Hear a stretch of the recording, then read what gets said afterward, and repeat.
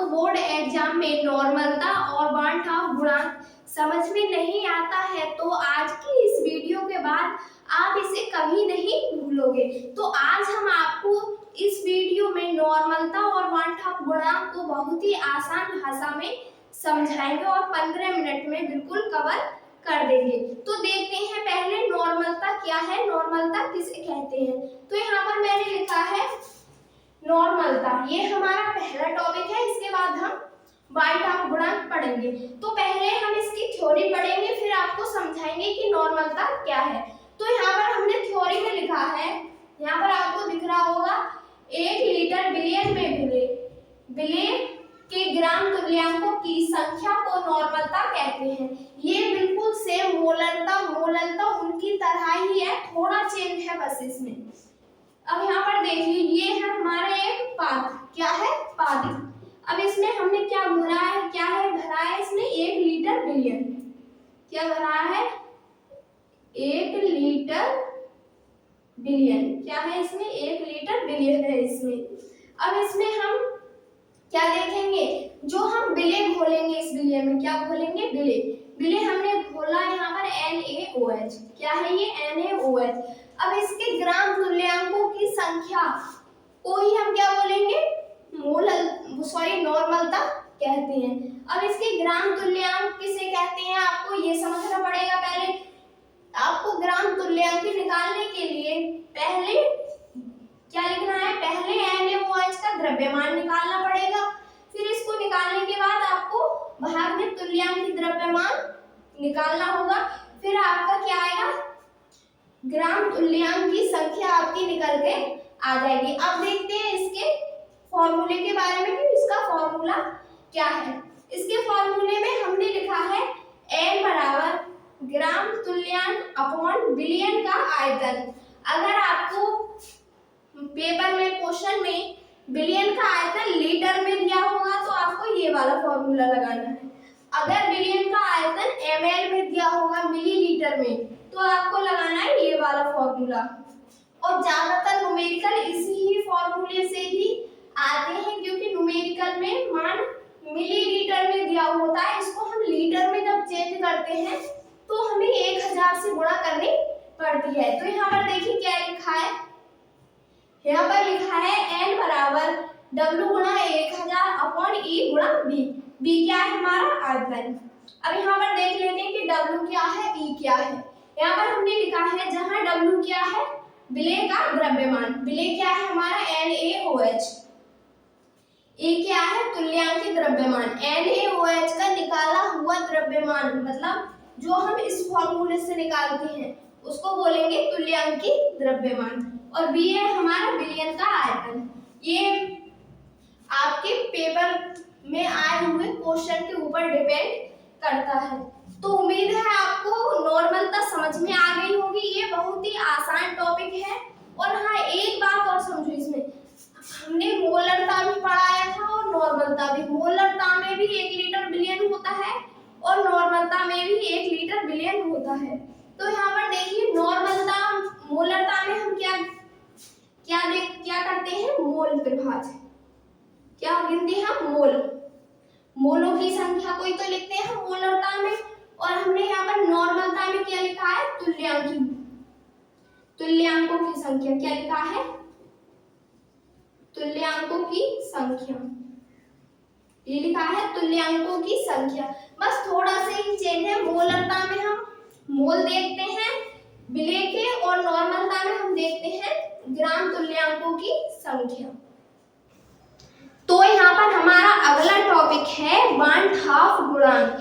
One half गुणांक क्या है आइए इसे समझते हैं। और ये जो टॉपिक है हमारे पेपर में पूरे 5 नंबर का आता है। कितने नंबर का आता है, पूरे 5 नंबर का। कितने 5 नंबर का। तो आप समझ जाना जो चीज 5 नंबर की आती है वो कितनी ज्यादा महत्वपूर्ण है और इम्पोर्टेंट है। तो चलिए आप इसे स्टार्ट करते हैं कि वन हाफ गुणांक क्या है। तो यहाँ पर लिखा है, हमने थ्योरी में लिखा है, यहाँ पर हमारी थ्योरी लिखी हुई है, ये आपको दिख रही होगी। यहाँ पर लिखा है किसी अनुसंख्य गुणधर्म के प्रायोगिक मान तथा सामान्य मान का अनुपात को ही हम क्या बोलेंगे, वन हाफ गुणांक कहते हैं और इसे किससे दर्शाएंगे? आई से। जैसे भी कोई भी गुण संख्या है, गुणधर्म है, उसका प्रायोगिक मान होता है और जो सामान्य मान होता है, रियल मान होता है, उसके ही अनुपात को क्या कहेंगे हम? बांठा गुणांक कहते हैं और इसे हम आई से दर्शाते हैं। इसकी थ्योरी में कुछ नहीं है, मेन चीज इसके फॉर्मूले में है और इसके गुणधर्म कितने हैं उसमें है। तो यहाँ पर देखते हैं, यहाँ पर क्या लिखा है? यहाँ पर लिखा है हमने बांठा गुणांक। बांठा गुणांक क्या है? यहाँ पर हमने लिखा है बांठा गुणांक बराबर अणु संख्या गुणधर्म का प्रायोगिक मान बटे अणु संख्या गुणधर्म का सामान्य मान। तो आपको यहाँ तक तो आसानी से समझ में आ गया होगा। आप चलते हैं आगे कि आगे इसमें क्या लिखा है, क्या क्या आता है। तो अब हम यहाँ पर देखते हैं बांठा गुणांक के अणु संख्या गुणधर्म। अणु संख्या गुणधर्म कौन कौन से हैं और कितने हैं?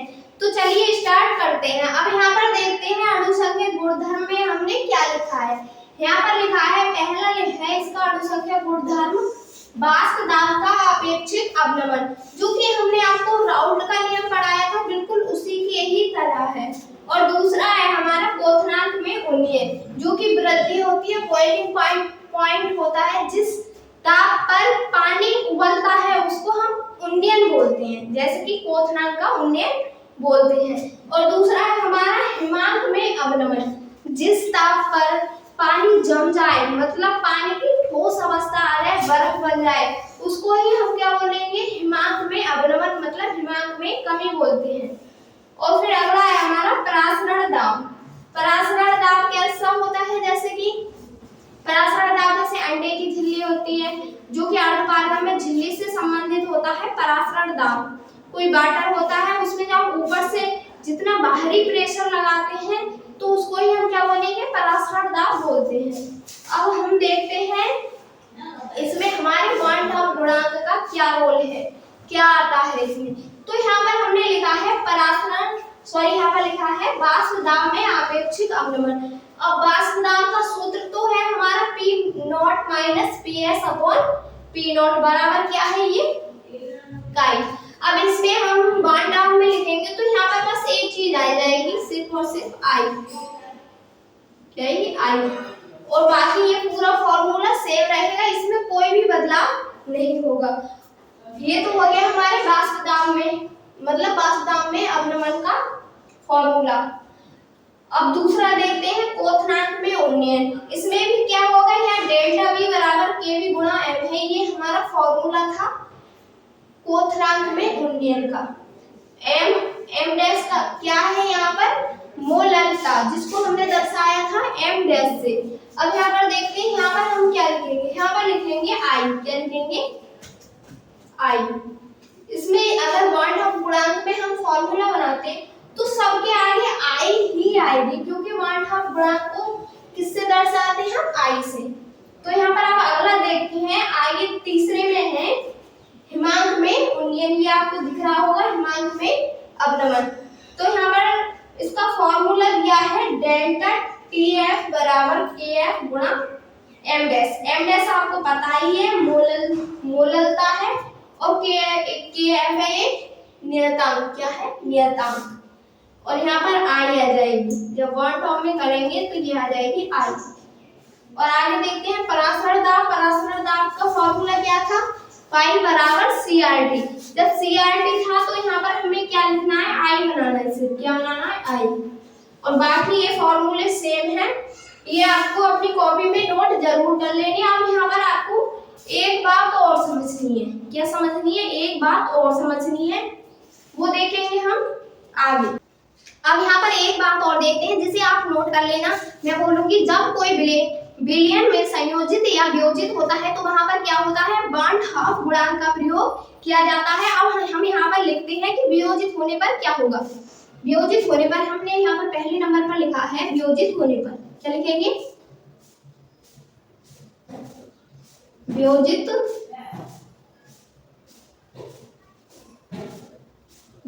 होने पर क्या होगा? वियोजित होने पर होगा I। यहाँ पर क्या होगा? I का मान 1 से बड़ा होगा। किस पर? वियोजित होने पर। अब दूसरा देखते हैं संयोजित होने पर क्या होगा। देखते हैं संयोजित होने पर, यहाँ पर लिख देते हैं संयोजित होने पर। संयोजित